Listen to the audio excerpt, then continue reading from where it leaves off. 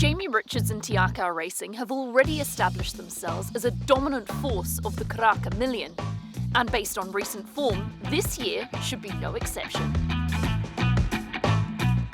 There's a star on the rise in the Te Akau camp, and she goes by the name of Amarelinha. Oh, she's big and strong and powerful. I think she's bound for the top draw, there's no doubt about that. Compared to Savabeel, she looks to have a big future ahead. She's a big filly that's needed a bit of time. She tips the scales quite heavy, like she's 525, 30 kilos, so she is a big filly. And I think, 3 and 4 year old and even as a 5-year-old, it's all in front of her. What has been her racing journey? Talk me through some of those races. So we took her to Amarelinha first up and just ran her in a maiden and thought that she'd be very hard to beat. Unfortunately, she ran second, and it's the only time that she's been beaten. But I think that she just probably needed that experience of often you find with horses that win their trials so easily, when they come to race day and actually come under a bit of pressure, they're not really sure what to do.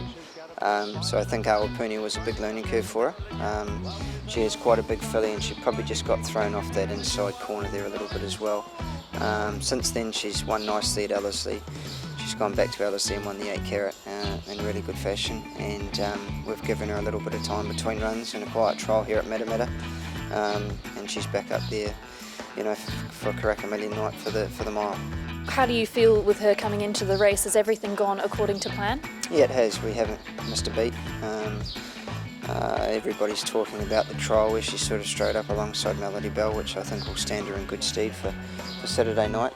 And then, for example, this morning she worked with Supreme Khan, and they worked together over 1200, and she sat off and relaxed and went to the line really strongly, and Opie was really pleased with her. It's going to be another really good contest for her. She's going to meet Agon, who looks the one to beat, who she hasn't raced before.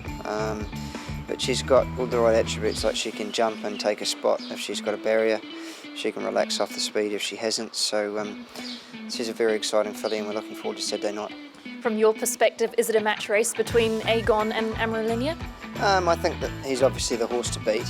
I guess you could say that the field has fallen away a little bit for one reason or another, but there's certainly a lot of other good horses in there, and we've got a couple in there, Supreme Khan and Perfect Scenario, that they're no walk in the park either, but it does look to be a race for those two to fight out the finish, and hopefully they do. Hopefully it is a good battle between them, and hopefully we might come out on top.